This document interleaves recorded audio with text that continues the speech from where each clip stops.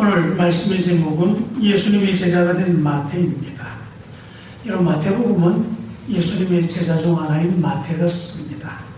마태복음 10장 2절에서 4절에 보면 예수님의 제자 이름이 쭉 나오는데 거기에 마태는 자신의 이름을 세리마태라고 적었습니다.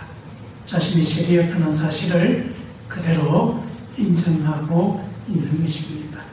당시 세리는 로마 정부의 무기나에 세금을 제명토로 걸어왔습니다. 그야말로 자기 동족의 피를 빨아먹는 나쁜 놈들이었습니다. 세리는 로마의 앞잡이면서 하는 일이 양아치 깡패와 같은 그런 사람들이었습니다. 로마에게 빌붙어서 동족에게 그 동족의 피를 빨아먹는 그런 인간 말종들이었습니다. 정신이 제대로 박혀있는 사람이라면 일말의 자존심이라 있다면 세리는 무조건 그러고 봐야 될 그런 직업이었습니다. 하지만 그 당시에도 돈이면 무엇이든지 하겠다는 그런 사람들이 있었습니다. 마태는 돈을 벌어보겠다고 세리가 되었습니다. 그 결과 그는 상종해서는 안 되는 인간 말종이 되었습니다. 그리고 더 나쁜 것은 용서받을 수 없는 죄인이 되었습니다. 그리고 사람들의 지탄의 대상이 되었고 사람들이 기피하는 인물이 된 것입니다. 이런 사람이 마태입니다. 마태는 담담하게 내가 원래 그런 사람이었다 고백하고 있는 것입니다. 그리고 오늘 우리가 읽은 본문은 자신이 어떻게 예수님에게 제자가 됐는지 아주 간단하게 말씀해 주고 있습니다. 그는 어떻게 예수님의 제자가 되었습니까? 놀랍게도 예수님이 마태를 제자로 삼기 위해 마태를 찾아왔다는 것입니다. 예수님이 직접 찾아오셔서 그를 제자로 부른 것입니다. 언제 찾아왔습니까? 바로 마태가 세관에 앉아서 일하고 있을 때입니다. 여러분, 예수님은 우리가 살고 있는 삶의 현장에 찾아옵니다. 찾아와서 우리를 만나고 우리를 당신의 제자로 삼아 주십니다. 예수님의 제자된 우리 소토교회 성도 여러분, 분명히 아셔야 합니다. 예수님이 여러분을 한 사람 한 사람 찾아낸 것입니다. 이렇게 수많은 사람들 중에 여러분 한 사람 한 사람을 찾아내시고 콕 집어서 너는 내 사람이다 그러면서 우리를 제자 삼아주시고 하나님의 백성이 되게 하시고 하나님의 자녀로 살아가도록 이끌어주신 것입니다. 여러분, 마태를 찾아오신 예수님은 어떻게 하셨습니까? 마태를 보았습니다. 세관에 앉아서 일하고 있는 마태를 주목해서 보고 있습니다. 여러분, 만일에 마태였다면 예수님의 이런 눈길을 느꼈을 때에 어떻게 했겠습니까? 아마 그는 예수님을 똑바로 보지 못하고 회피했을 것입니다. 예수님의 눈길이 부담스러웠을 것입니다. 왠지 모르게 그저 미안하고 부끄럽고 그러면서 저 사람은 왜 나를 보고 있을까? 그런데 그 눈길이 지금까지 자신이 느끼고 있는 익숙한 눈길과는 상당히 다른 눈빛입니다. 예전의 사람들은 그를 쳐다보지도 않았습니다. 회피했습니다. 그를 바라봐 주지도 않았고 만일에 본다고 한다면 늘 자신을 보는 그 눈빛은 비웃음, 증오, 분노 이런 눈길이었을 것입니다. 근데 예수님은 그런 눈으로 보지 않습니다.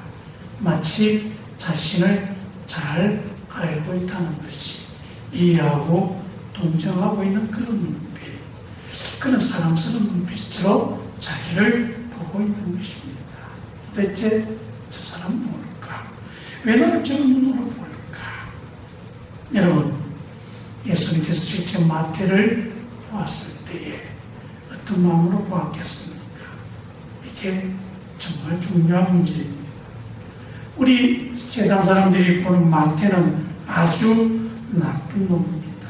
상종해서는 안 되는 그런 인간 말종입니다. 그런데 예수님은 그런 눈으로 마태를 보지 않습니다.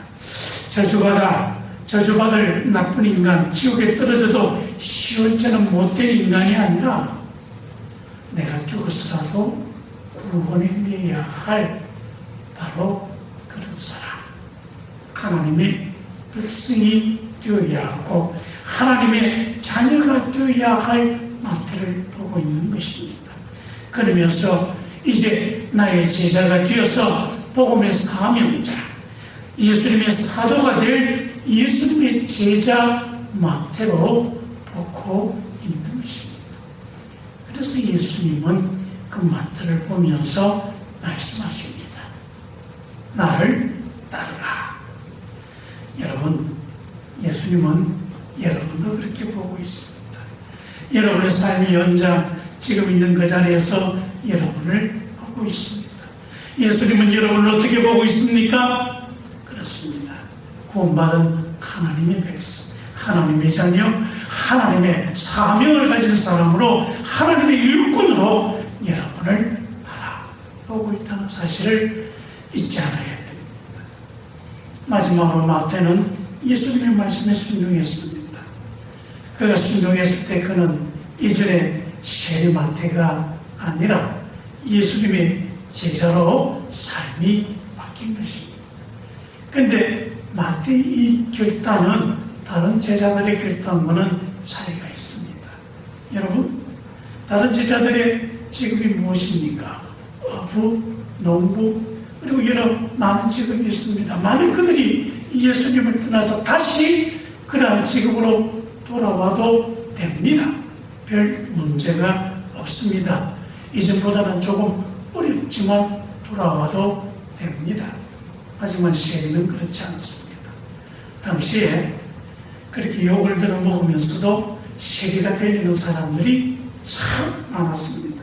그래서 자리가 하나 비면 그 자리를 다른 사람이 속히 대체해버리고, 그리고 그 자리에 다시 돌아갈 수 없는 것이 세리입니다.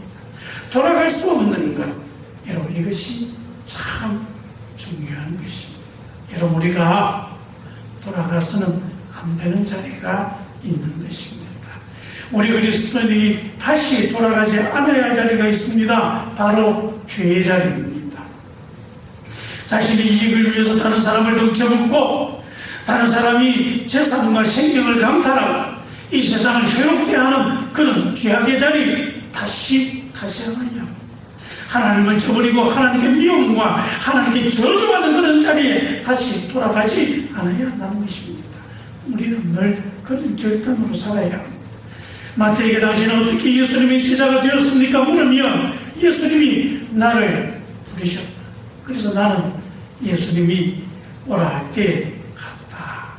그렇게 덤덤하게 말하고 있지만 실제 그렇게 그가 결정했을 때 그에게는 엄청난 고뇌와 그에 따른 결단이 있었다는 사실을 알 수가 있습니다.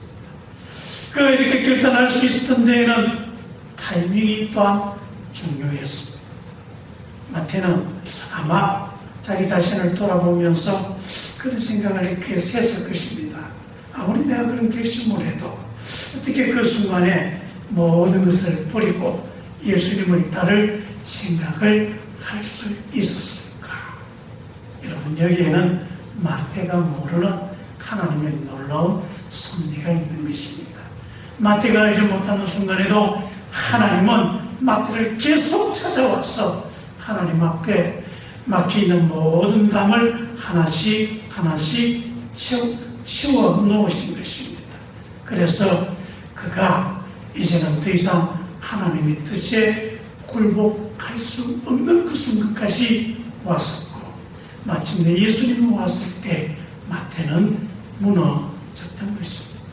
그래서 예수님이 나를 따라오라 그랬을 때 그가 보이지 않는 하나님의 은혜로 하나님의 뜻을 따르고 예수님의 제자가 된 것입니다.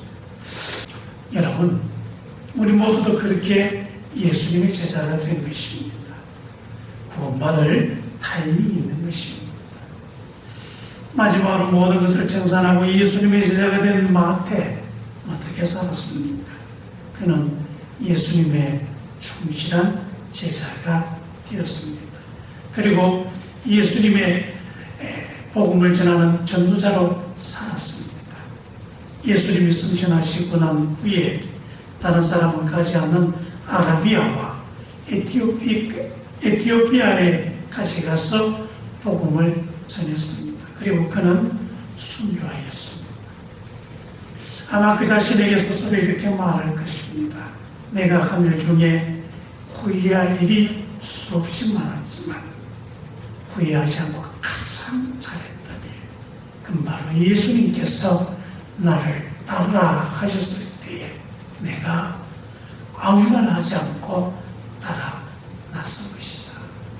여러분, 우리도 바로 그런 고백으로 오늘 살아가야 하겠습니다. 기도하겠습니다. 은혜가 많으신 아버지 하나님, 주님께서 마태를 부르신 것처럼 우리도 불렀습니다.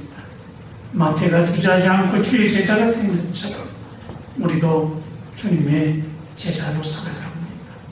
주님의 제자가 된 이 사실 우리가 자랑스럽게 생각하며 주님의 이름 우리 욕되게 하지 아니하고 우리 이것이 자랑스러운 이름이 되고 세상을 구원하는 하나님의 일에 동참하는 주의 제자로 온전히 살아갈 수 있도록 인도하여 주옵소서. 예수님 이름으로 기도합니다.